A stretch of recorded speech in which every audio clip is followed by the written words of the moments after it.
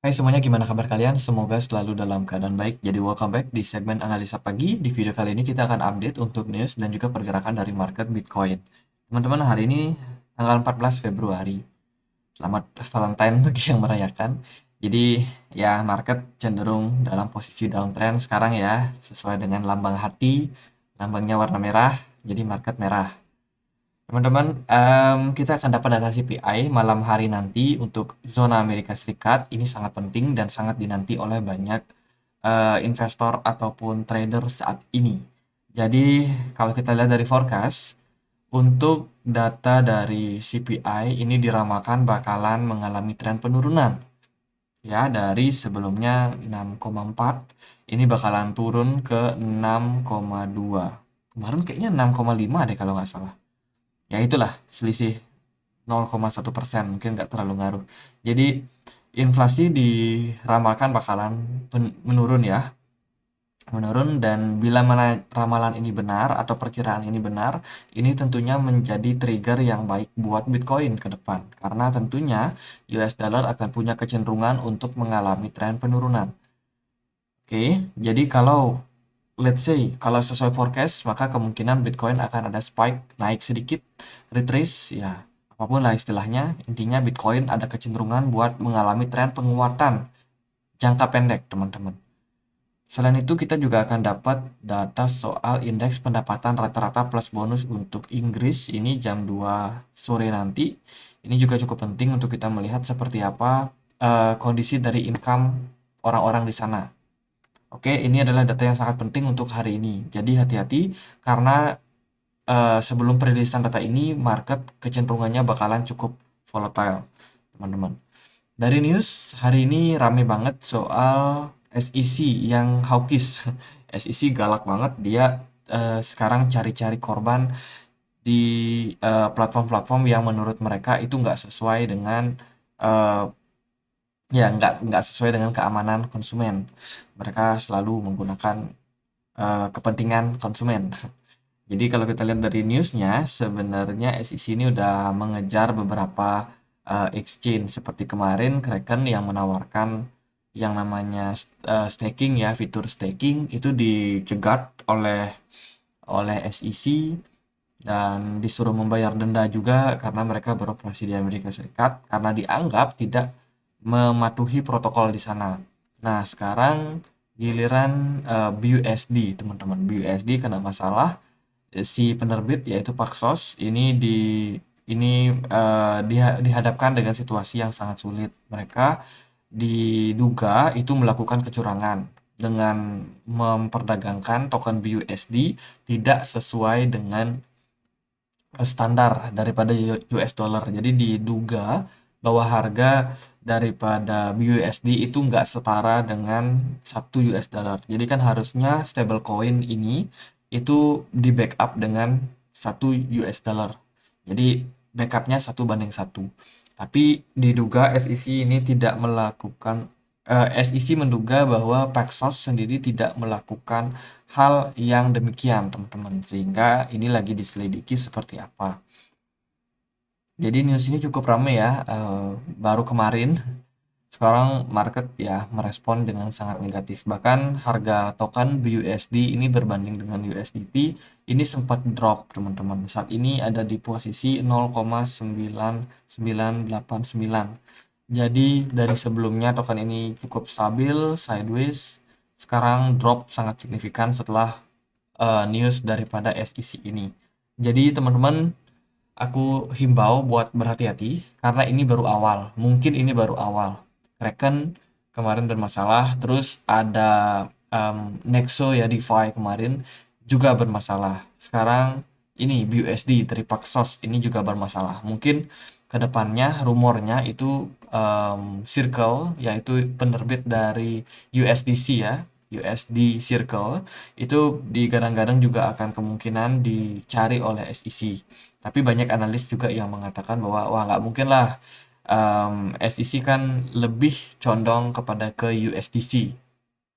Ya kita nggak tahu lah seperti apa permainan di sana. Tapi kalau let's say ya yang dicari hanya BUSD, mungkin USDT juga, atau mungkin juga ada stablecoin yang lain. mungkin itu yang dirilis oleh Cardano kemarin atau platform yang mana.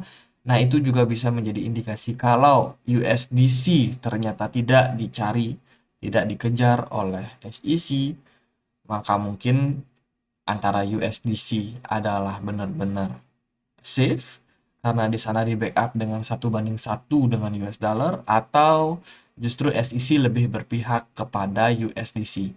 Jadi itu kemungkinan yang mungkin terjadi pada market. Dan apa impactnya? Harga BNB drop, harga BUSD juga drop, teman-teman, hari ini. Lalu ini kita udah bahas tadi. Terus ini ada regulation comes for crypto staking. Ini ada beberapa negara yang sudah meluncurkan untuk regulasi atau peraturan-peraturan semenjak Gary Gensler ini menahan program staking yang dilakukan oleh beberapa platform, katakanlah Kraken kemarin ya. Jadi Korea Selatan ini sudah membuat regulator yang provide guidance on security token. Terus juga Dubai sudah merilis untuk crypto regulation mereka sesuai dengan kepentingan di sana, teman-teman. Kemudian ada Interpol, ini gabungan kepolisian dunia atau organisasi kepolisian dunia ini sekarang berusaha untuk menindak kriminal yang dilakukan di metaverse. Jadi ya, regulasi sedang dibuat untuk saat ini dan sedang dipercepat, teman-teman. Jadi berhati-hati di market. Market masih berpotensi buat mengalami tren koreksi ke depannya. Jadi jangan terlalu agresif untuk sementara ini. Kita akan langsung masuk ke chartnya seperti apa.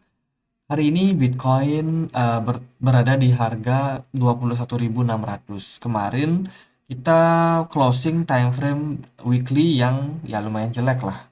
Bitcoin hanya closing di kisaran 21.800, 21.700 ya, 21.800, 21.700, dan posisinya cenderung nanggung, teman-teman. Nanggung. Kenapa nanggung? Karena kita masih ada data CPI hari ini. Jadi ini akan menjadi fokus kita sekarang. Dari data CPI itu banyak yang meramalkan bahwa CPI bakalan naik. Kenapa? Karena si Rusia itu mengurangi pasokan produksi daripada minyak mereka. Kenapa mereka mengurangi? Karena Amerika dan sekutu itu pada ngeban minyak daripada Rusia, dan mereka memberikan batasan berapa yang boleh dibeli dan juga di harga berapa sekutu ini boleh beli minyak dari Rusia. Jadi benar-benar dibatasi. Nah, Rusia nggak mau nyerah gitu aja, dia mengurangi produksinya sehingga kedepannya akan berimpact pada kelangkaan. Sebenarnya Rusia hanya membatasi atau menurunkan produksi sebesar 5%, tapi itu bertahap sifatnya. Dan ini tentunya untuk jangka waktu yang agak panjang atau mungkin jangka waktu menengah ini akan berdampak sama kelangkaan yang terjadi. Karena kalau saya nggak salah itu sekitar 5 juta barel ya kalau nggak salah. Itu peningkatan ya, itu penurunan produksi minyak yang bakalan sangat signifikan dan juga berdampak ke market. Kemungkinan harga minyak itu bakalan menguat lagi ke depannya. Jadi hati-hati, karena kalau harga minyak menguat artinya adalah orang-orang yang pakai minyak itu bayar lebih mahal. Bayar lebih mahal berarti ya sebuah distribusi barang berpindah dari satu tempat ke tempat yang lain itu akan memerlukan BBM. Berarti ada peningkatan jumlah inflasi yang berpotensi terjadi. Maka itu digadang-gadang menjadi efek ataupun memberikan impact bahwa inflasi bakalan menguat. Tapi kebijakan ini kan baru diluncurkan kemarin, teman-teman. Jadi kemungkinan data daripada CPI ini bisa aja sesuai dengan forecast. Bisa aja. Tapi kalau kita tidak mempertimbangkan hal-hal tersebut. Karena ini data forecast itu untuk bulan Januari. Artinya adalah sebelum Rusia menyetop untuk ataupun mengurangi pasokan minyak mereka. Mungkin data CPI di Maret nanti itu baru kemungkinan inflasi bakalan naik lagi. Kemungkinan seperti itu. Ya, kita lihatlah seperti apa.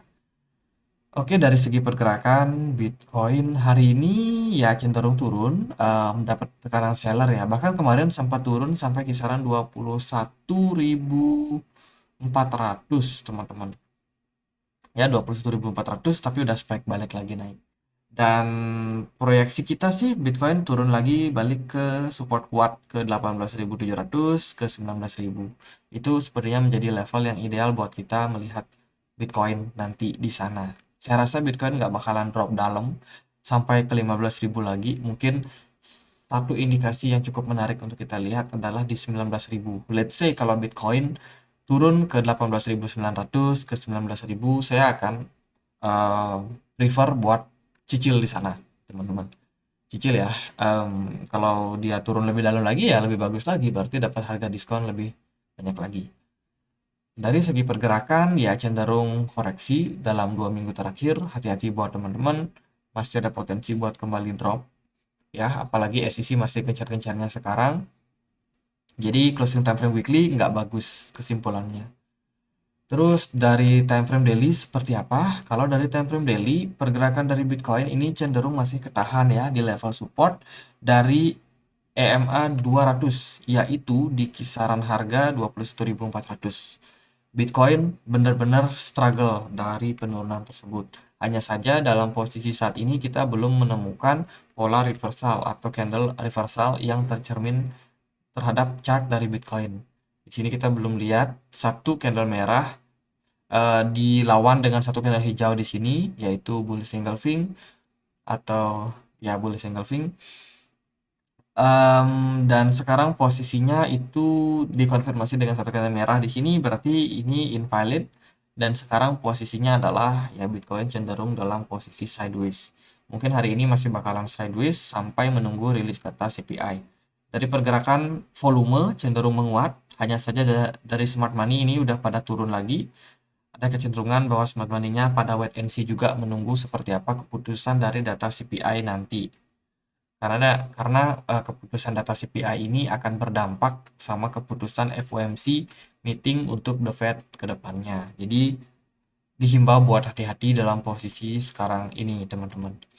Gimana kalau kita lihat di time frame 4 jam, pergerakan Bitcoin cenderung loyo, nggak terlalu banyak pergerakan yang signifikan ya. Dari posisi smart money juga kelihatan Bitcoin ini cenderung netral, tidak ada di market. Mereka pada exit, sudah pada exit. Terakhir itu mereka terlihat di Wednesday, di Rabu ya, di Rabu dan juga Kamis itu terakhir mereka memperdagangkan. Sekarang mereka udah benar-benar gone di market. Kemana pergerakan dari Bitcoin ke depannya? Ini kita sempat gambar kemarin, aku sempat share untuk di komunitas di Telegram. Mungkin teman-teman ada yang join. Di sana aku bilang Bitcoin bikin bearish flag ya, dan kecenderungannya ini sudah confirm. Dan sekarang untuk target dari pergerakan Bitcoin ke depannya setelah bearish flag ini adalah balik turun ke 22.200. Ini target saya ambil dari sini. Dari sini clear karena di sini kita dapat posisi yang namanya ascending ascending channel ya, ascending channel breakdown. Terus di sini dia ngetes saja kemarin di kisaran 22.300. Itu dia ngetes, terus dia drop lagi, berarti ini cukup valid. Kalau kita lihat pergerakan dari Bitcoin sekarang bergerak di dalam sebuah bearish flag, maka target penurunan yang cukup realistis yaitu untuk jangka pendeknya di 20.200. Semoga bisa turun ke sana, karena tentunya ketika Bitcoin turun ke sana, maka dari EMA 200 dan juga EMA 50 ini bakalan membentuk dead cross kembali. Ini akan men-trigger seller lebih banyak untuk masuk ke market.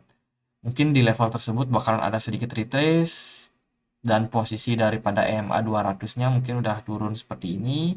Mungkin kita dapat ya momentum buat kembali tertekan oleh market sebelum akhirnya market turun balik lagi ke 18.800 atau 18.600 atau area 19.000 tadi yang kita sudah bahas. Ini adalah potensi yang mungkin ideal buat teman-teman buat re-entry kembali, terutama bagi teman-teman yang ketinggalan FOMO kemarin. Jadi itu posisi entry yang cukup menarik. Dan aku akan pertimbangkan ambil barang di level itu. Oke, buat Bitcoin gitu, kalau dari US dollar sendiri so far masih bertahan ya di atas dari EMA 200. Di sini kita membayangkan bahwa inflasi ini bisa mengalami tren penguatan sehingga US dollar dapat momentum menguat. Karena kalau kita lihat dari segi teknikal, pergerakan US dollar ini sudah keluar dari yang namanya descending channel. Dia udah breakout dan sekarang posisinya ketahan di EMA 200. Maka demikian, kalau ini valid, maka target US dollar itu berpeluang buat naik sampai setidaknya 105,5. Itu level yang cukup menarik. Sementara dari S&P 500 hari ini masih dalam tren penguatan di 1,5%. Jadi ini ya, kita lihat lah. Ini mungkin optimisme dari market setelah melihat forecast, wah inflasi bakalan turun. Ya, kita lihat lah apakah inflasi bakalan turun atau enggak. Sementara dari emas, ya emas sudah koreksi dulu ya. Udah waktunya koreksi. Dan ternyata ini oil and gas, teman-teman. Oil pergerakannya nggak terlalu signifikan. Padahal kita sudah melihat Rusia kemarin mau melakukan pengurangan produksi, tapi efeknya justru belum tampak di em, minyak ya. Untuk minyak belum mengalami atau belum menerima respon atau belum merespon daripada kebijakan Rusia tersebut. Kedepannya mungkin harga minyak akan naik, tapi mungkin akan cukup struggle juga. Ya kita lihat lah. Jadi gitu aja buat update kali ini, semoga bisa bermanfaat. Intinya apa? Intinya market Bitcoin masih cenderung koreksi dan juga ada kecenderungan mereka semua pada wait and see menunggu rilis data dari CPI ini, karena ini bakalan sangat-sangat penting buat teman-teman. Jadi gitu aja, semoga bisa bermanfaat dan akhir kata saya Andre, makasih.